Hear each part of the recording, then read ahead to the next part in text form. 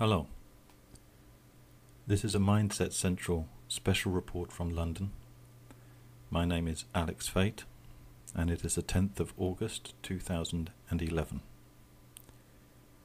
We are now into the 5th day of riots, and this is something that London, I think I can confidently say, has never experienced before.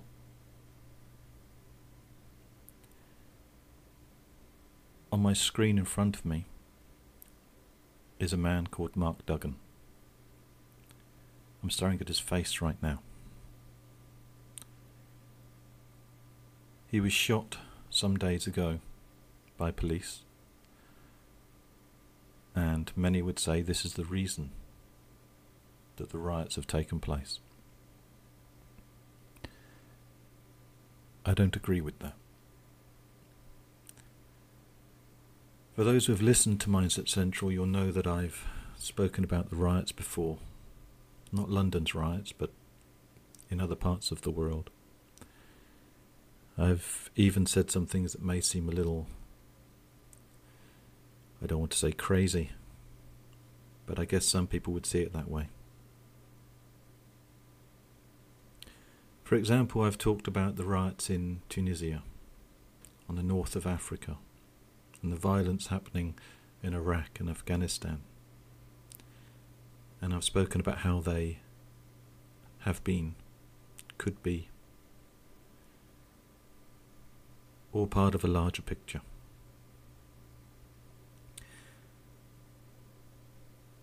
You're going to have to forgive my pauses during this cast, because this is personal and close to me now. Just the other night there were riots happening in Lewisham, Woolwich, Carlton, Charlton, beg your pardon. 3 areas quite close to me. These riots are unlike anything London has seen. But why do I not think the shooting has got anything to do with what's going on out there? Well, that's not quite what I'm saying actually. It has got something to do with it. It's obviously been picked up by the media.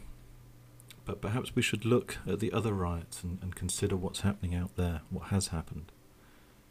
Where things started with the media was Tunisia. And I've talked about this on previous casts before. That started with the police attacking a person, allegedly, who was trying to sell fruit and veg. This person wasn't allowed to sell from his own little market store, and he set fire to himself as a protest. From that point onwards, Tunisia erupted.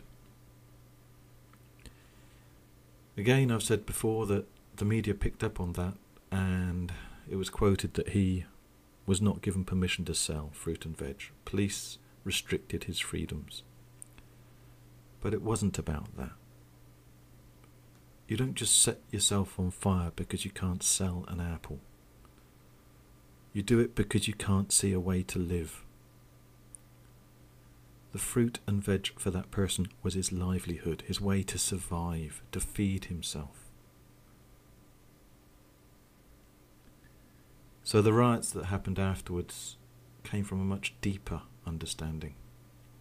And I believe that's what's happening in London right now. There are 100 issues, 1,000 issues. Everyone's got their own personal way of dealing with things and relating to things. We can blame the parents. We can blame anything. In fact, everything is being blamed. There's always something to blame. But what's going on is deep. And it's connected. For those who don't know London, let me give a little bit of an explanation to the city. You've probably heard of it.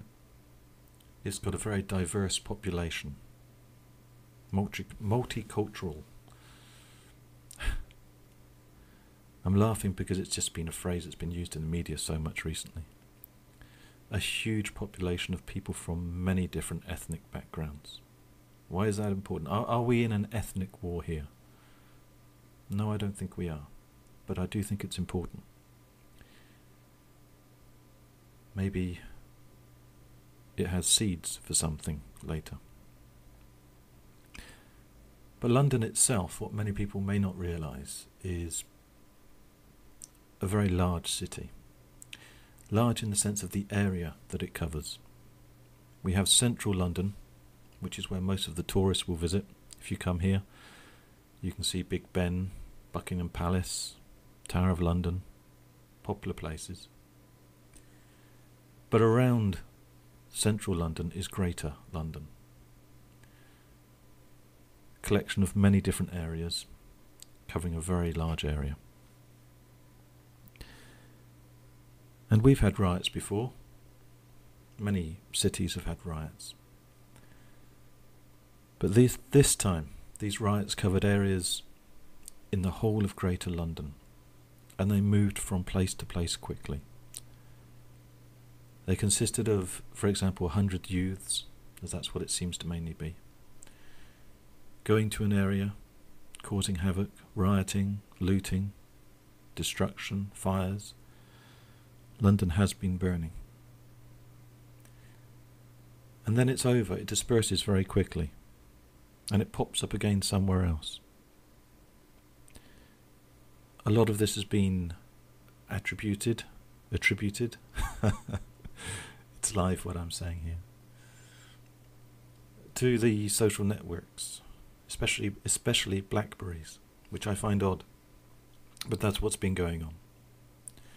I think I remember when President Obama came into power, he was very popular with the BlackBerry. I seem to remember as well the military saying that you couldn't use it once you became a president because it would have security implications. It wouldn't be safe for messages. Ironic now that it seems the safest way for people to be transferring information. But the riots have been happening in North London, East London, South London, West London, everywhere. Strangely not so much in the central areas. Perhaps that's where the police would have expected it. And what did we see? We saw a gradual build-up for a few days, and then on the third days things just exploded. The media would pick up on, or the mainstream media picked up on areas, key towns that would take a lot of damage, but this was bigger than this, that there were riots and disturbances in so many places. Street corners, train stations, odd shops, you name it. It was just as if things had changed in a very deep way. I go back to the word deep. I think this is where we're going to need to look at here.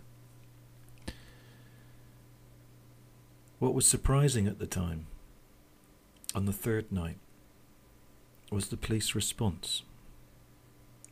And we were told that the police were vastly outnumbered and that people were moving quickly. It was difficult for them to catch up with them and stay on track. And I believe that's true. I think it was a difficult time for the police. I know if I'd have been stood there with a load of people rioting in front of me, it would have been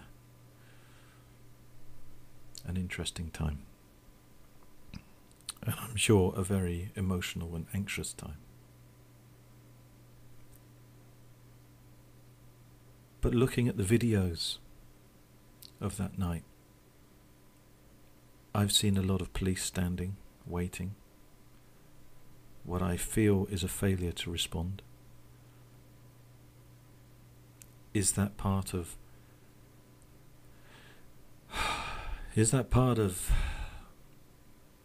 just poor resources? I'm not so sure. Only a few days ago there were talks of police cuts, more of them. It's hard times, everyone's suffering, except the bankers, of course. We're now in the fifth day, and the poor response by the police has prompted the reverse with politicians. police resources will not be cut now. So maybe the lack of response from police has turned in their favour. I'm sure that the average police person on the street had a very tough time. I know the police get a lot of bad press at times, but I think that was a very tough time to be out there. Maybe those in control, maybe they could see a bigger picture. I don't know. There seems to be a lot of coincidences, though. When we had the big riots on the third night, our Prime Minister, the Labour leader, and the Mayor of London, the three most powerful people in London, were all away on holiday at the same time. It could be coincidence, but I'm sure regular listeners will know that when you keep seeing coincidences, you start to question things. So what happened? Mr. Cameron, our Prime Minister, David Cameron, he flew back and had an emergency meeting with Cobra. Cobra. There's symbolism for you. If you don't know the symbolism of Cobra, go and look at pretty much any Egyptian statue. Look up at the headdress. Fantastic art. And look closer and you'll see it's probably a cobra. From Cobra, from the meeting, it was decided that there would be more police on the streets, which seems quite sensible. How many more police? 16,000 police on the streets of London. 16,000. To try and put that in perspective, I believe that when we had the royal wedding recently, and that was one of the largest security operations that London has ever seen, I believe there were 5,000 police talked about. 5,000. There were an awful lot more security on the ground, non-police force. But from 5,000 for one of the largest events ever in London, we have gone to 16,000 in one night. In one night. Without planning, allegedly.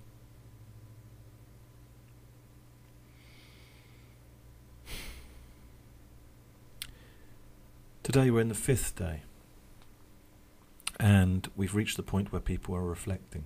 We've gone through the anger, the disturbances. Communities are starting to pull together. People are out with brooms sweeping the streets, which is good.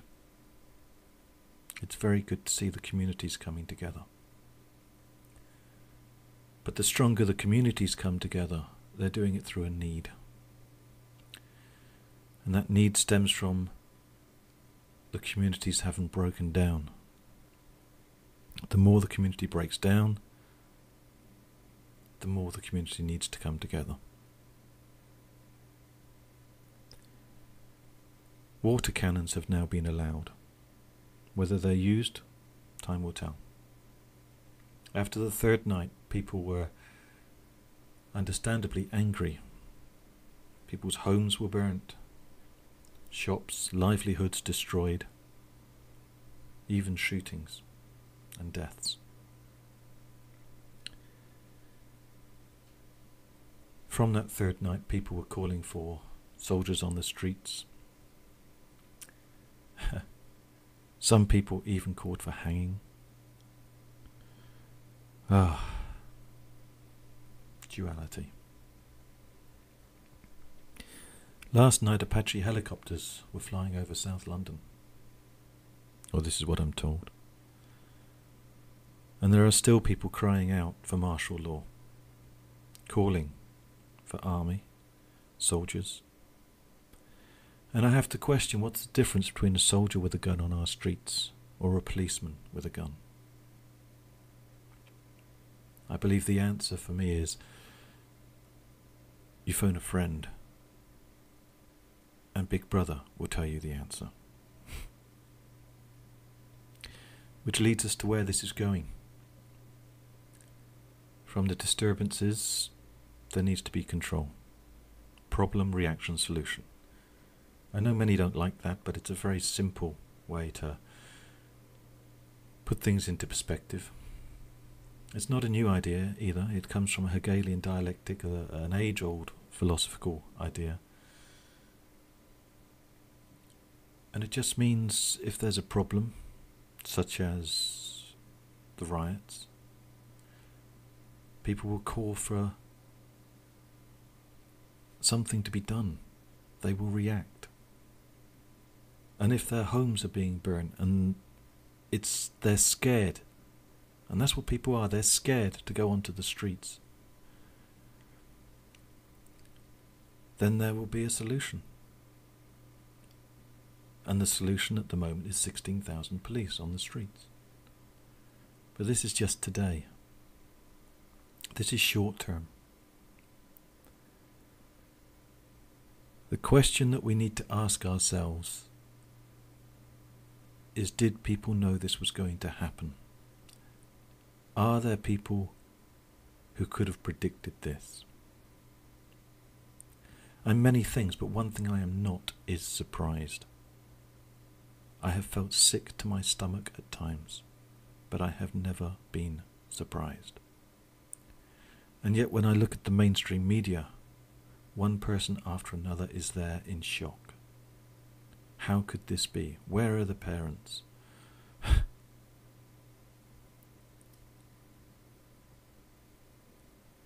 Open your eyes.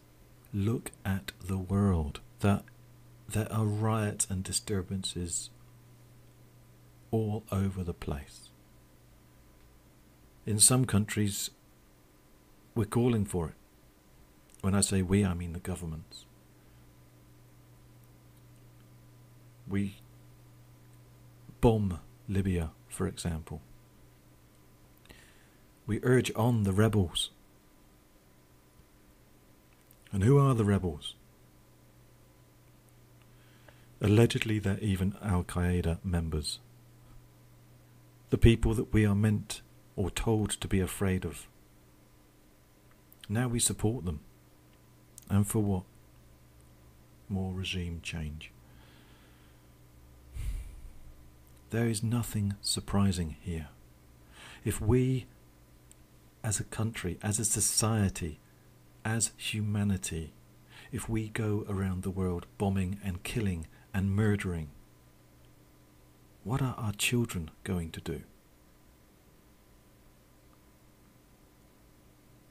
This is the problem. This is the big picture that drives the small details. There are a million details, and they're all relevant and they all need looking into. We need youth centres. We need the police on the streets and out of their cars with less paperwork. We need to build community relations. We need to give people a sense of self-worth and responsibility.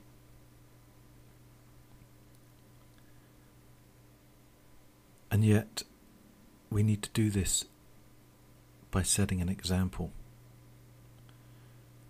And if our governments decide the example is to go around the world killing, bombing, maiming, and living in fear, then they cannot expect our children to behave like angels.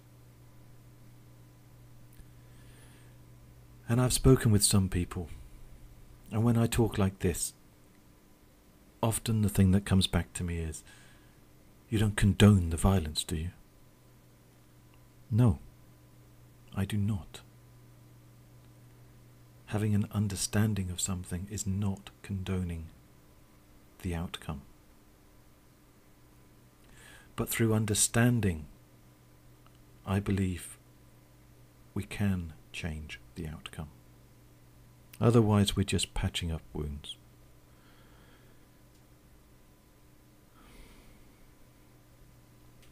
Just the other day on the third night we had armoured cars on the streets in London. Armoured police vans. These aren't the usual riot vans. These are armoured vehicles. These were last seen in Northern Ireland. For those who don't know, Northern Ireland was essentially martial law for many years, just over the water from England.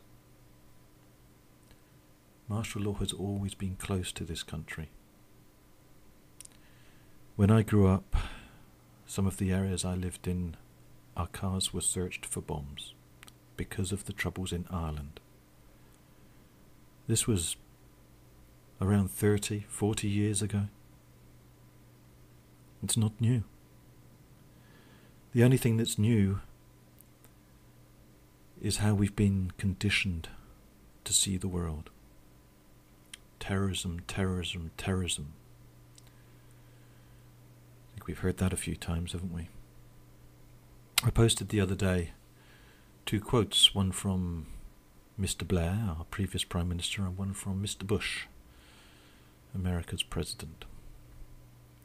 Blair was famous for saying education, education, education. And as far as I'm concerned, Bush was famous for saying terrorism, terrorism, terrorism. Not everyone can go to university, and not everyone is a terrorist. Wouldn't it be refreshing to have a politician shouting truth, truth, truth?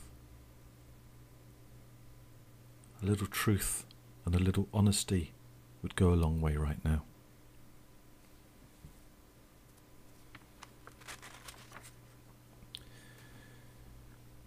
What's happened on our 4th day? After 16,000 police on the streets, it's not surprising that there aren't so many people looting, rioting. Maybe they're even sat at home watching their new TVs.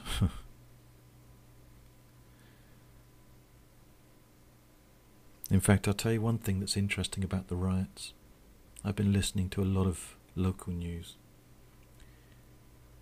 There's an awful lot of children who are doing the rioting, and I mean children.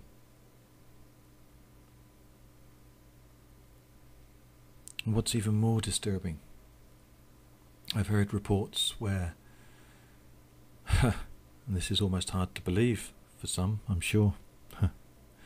I laugh because it's real. Parents have driven up to places with their cars and their children. The children go and loot, and they bring it back to the parents, and they get in the cars and they drive away. To get your head around that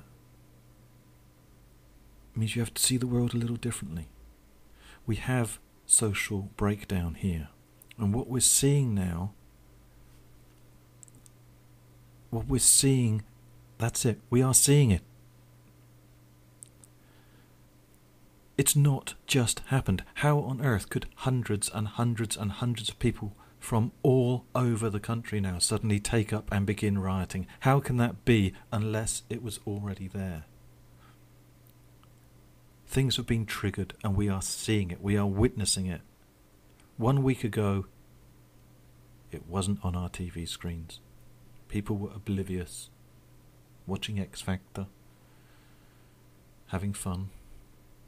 And there's nothing wrong with X Factor or having fun. But if it blinds you to what's going on in the world, yes, then it's wrong. And now our violence has spread, no longer just London. It's spread to the other cities of England. Birmingham, Manchester, Liverpool, Bristol. How could this happen unless it was already there? It's going to be called copycat violence, copycat looting.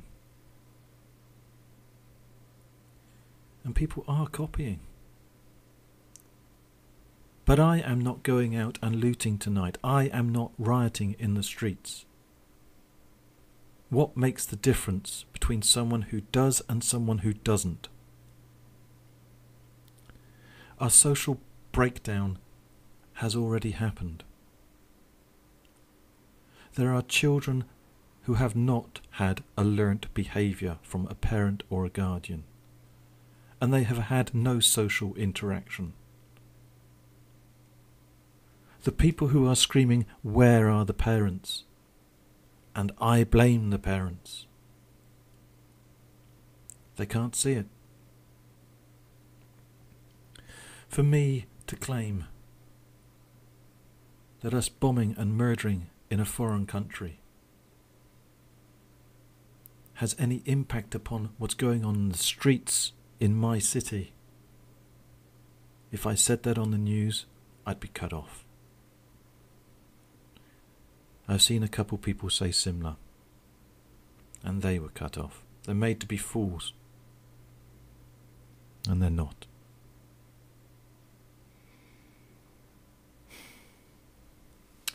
I need to sip some tea.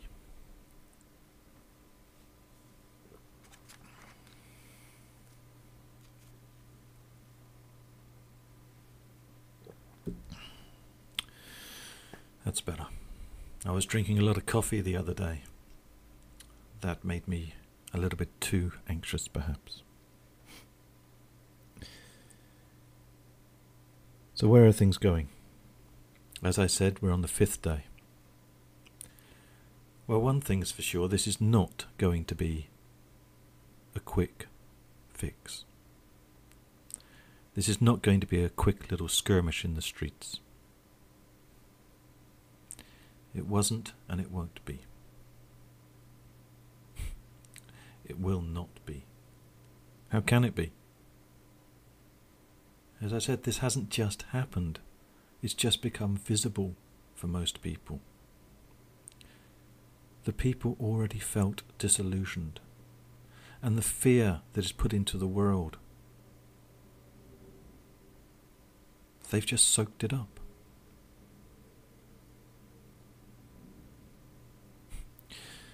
It's a simple phrase, but where is the love?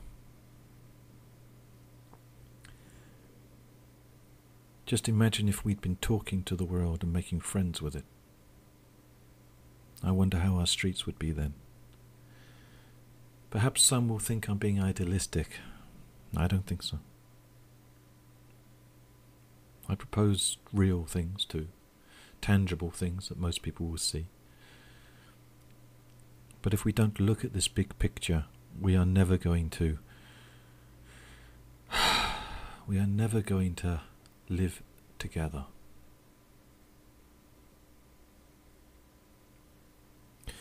As it is, the mainstream media and the politicians, they won't hear my voice. Voices like mine. And this is the point. What I'm saying is not new.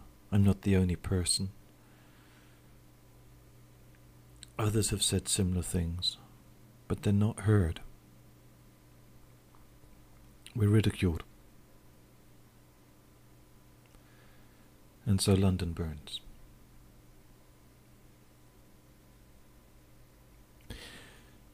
So what will the politicians and the media, what will they do? I think it's quite clear.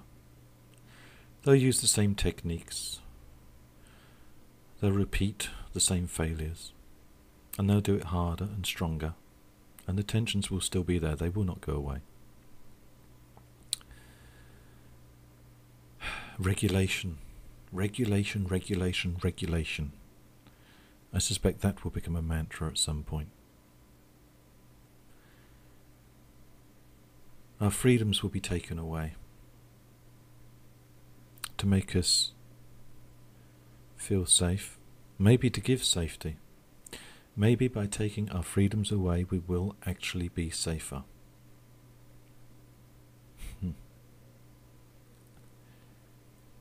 Maybe if we all lock ourselves inside a cage we will all be safe. Maybe if we never leave our house we will all be safe.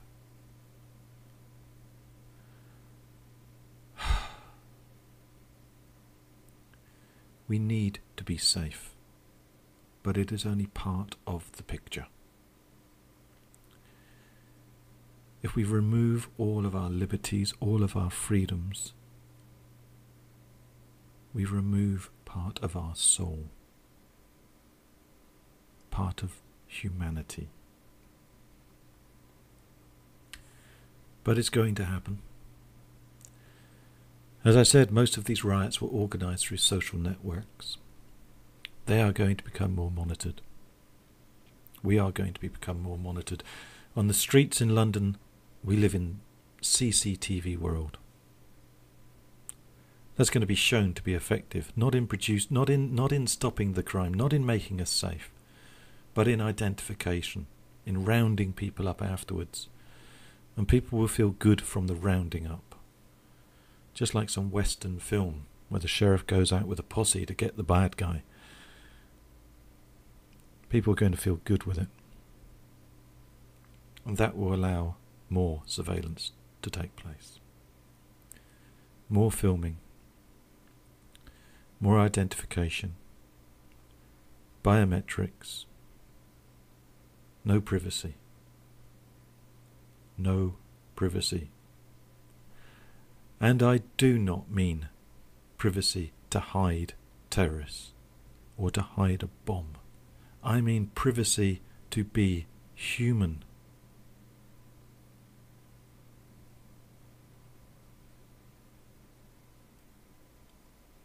That I know when I speak, I know that I'm not going to be heard.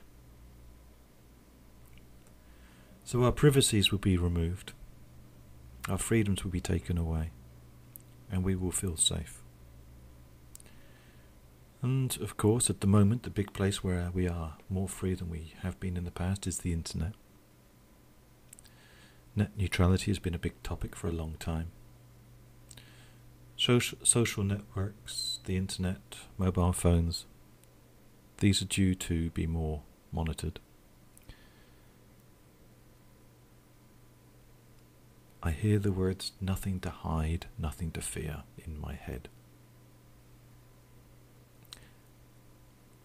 If you've heard me before, you'll know that I do not like that phrase. Nothing to hide, nothing to fear. Privacy. I am allowed my privacy as a human being. It is not a right, it is not a privilege, it is me.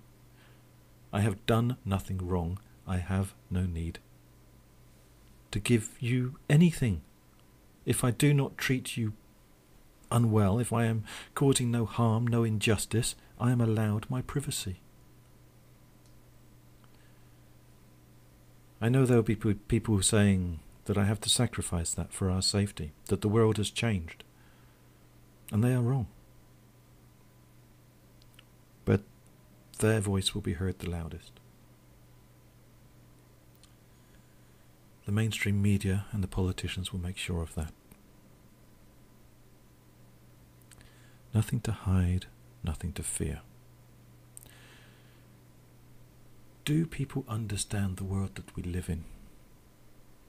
It's electronic. We put our cards into machines. We sign things electronically. We send money electronically. Our names, our personal information is shared at the flick of a switch. Ha! The switch doesn't even exist. And it's connected. It's connected to all the other little pieces of information, the databases. And that's shared, it's sold, it's a commodity.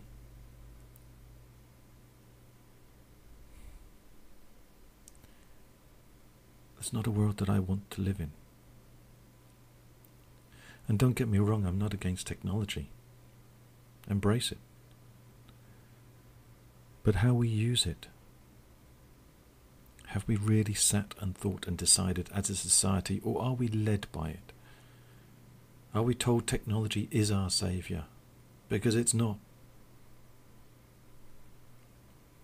It's a tool. And we should choose how to use the tools to build the society that we want to live in. We should decide the world that we want to live in, and then we should use the tools to build it. But it will not happen that way. Because people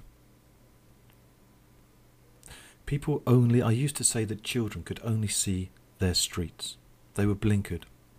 So many gang mentalities were based around their streets. And what's happened is that we, as a population, have been blinkered into our country. We see our countries as streets. With the armoured cars on the streets in London, I'm again reminded of Northern Ireland and the troubles there. And they were bad troubles. And I'm aware of how, as the troubles became stronger, the communities became stronger. But also as they became stronger, they became more divisive. They would paint flag colours on the paving stones. You would know which area you're entering or not entering. A part of me fears this will happen in London. Most people won't see the signs, they won't recognise it. But if you have your eyes open, you will see. We're talking about gang mentality, but not gangs in the traditional sense. The vigilantes that are on our streets at the moment, and they are there at the moment. Maybe vigilante is not the right word.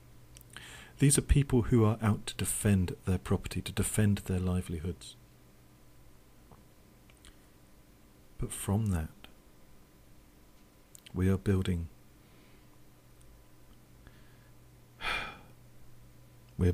bonds and communities, and on the other side of the coin, they are being built because of fear. Society is being based and built upon fear, and that is one of the strongest ways to control people. One of the most instinctive beliefs that we have is to belong. We need to belong. People have understood this for a long time too. And where I speak slightly differently to many is that I understand, if I can see these things, I know there are other people who can too. And those other people have more power than me, have more control than me, and they will manipulate people. They will use the situation to their advantage. To pretend those people do not exist is foolishness.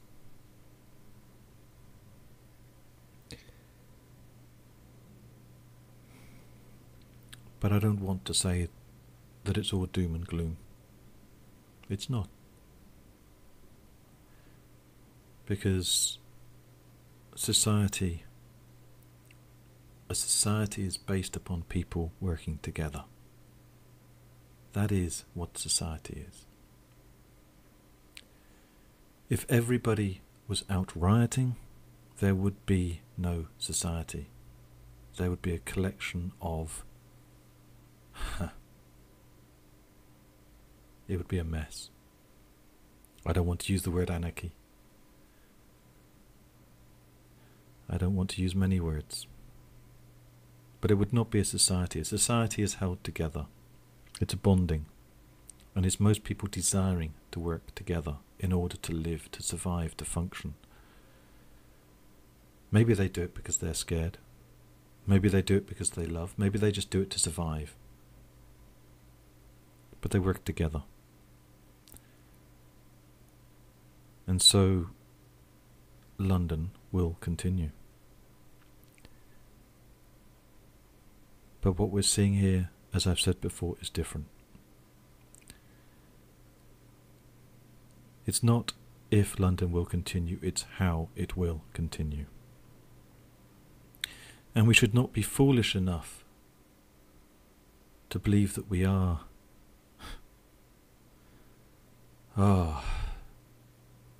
that we are so clever with our technology and our knowledge, civilizations do come, and they do fall.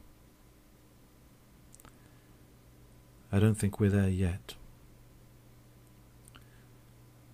But pieces of a puzzle, a global puzzle, are being put into place. Or they are falling into place, and those who can see the big picture only need for the corners to be joined before the pieces inside get easier to put together.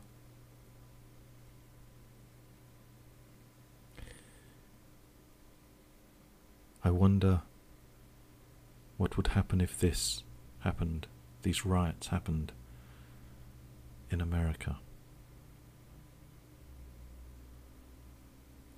It's been talked about for a long time. I hope it does not happen. But again, I feel it will. I feel it is not a case of how, but when. The signs are there. Maybe there will be a change. I hope so.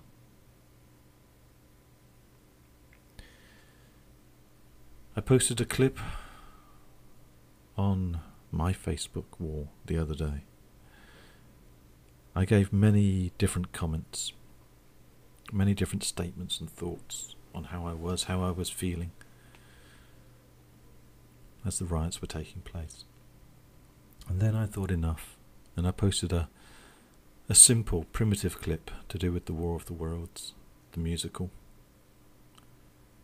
And that so reminded me of what was going on, of canisters being thrown across London. That began, if you listen to the musical, I believe that began on the 12th of August, and it happened in London. London is different. I know there are cities all over the world, and I know there are cities that are bigger, with larger populations. There are cities that are more ancient. Each is special. Each has its own identity. But London is my city, my home. And perhaps it is a place that is pivotal. Pivotable? Who knows what the word is. It's a place where things begin. Perhaps it is a place where things change. I hope that we do not see martial law in London. I hope that we do not become scared to walk on the streets. And I hope that that happens with us feeling free to walk on the streets. Not to be scared to talk, scared to think.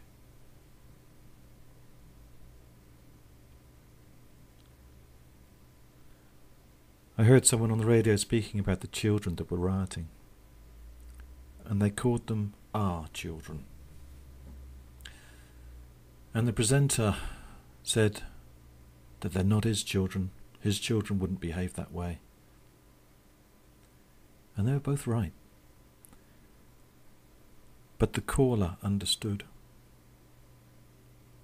that if you see these people as separate, you will not solve the problem.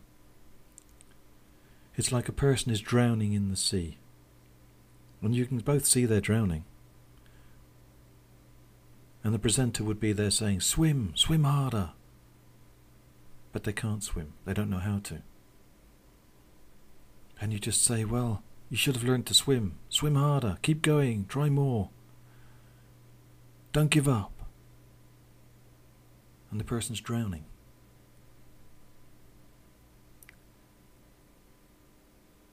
That isn't going to work. You're going to need to throw them something, a lifeline, or you're going to need to jump in to save them.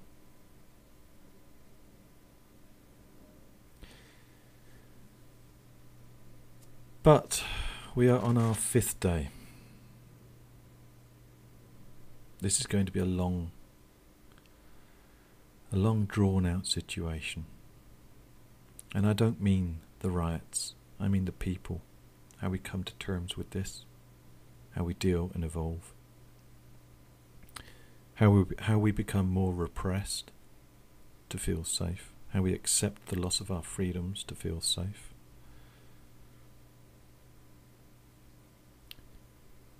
What I've seen last night and what I've heard is that the police did stop the rioting, or more to the point, the police presence stopped the rioting. But I heard many accounts of violence on the streets. One person, I listened to a lot of radio, he called into a radio station and said he was driving along the street last night and he was stopped by a group of youths with hammers and they attacked him. They pulled him out of the car, stripped his car, and he was beaten. What seems to be happening is that the youths, the violence, is becoming more aimed at individuals perhaps, rather than the stores. And the fires, London is burning. There were many fires last night. And I suppose I should also say, I would hope it would be obvious. What is obvious? The vast majority of youths are not out on the streets. Society as a whole is not rioting. But there is an undercurrent. It's not new. It's been there for a long time.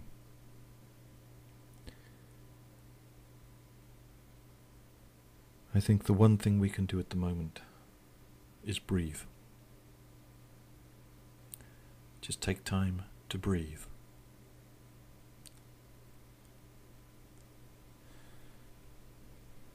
Well, I think that's me for now. Thank you for listening. I hope that the world can become calmer. I hope that we can live side by side and together. We need to unite.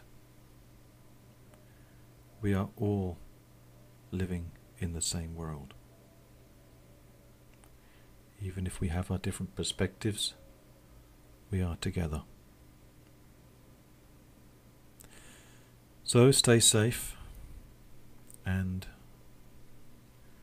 remember to breathe. I'm going to make another cup of tea. Thank you for listening. Good night.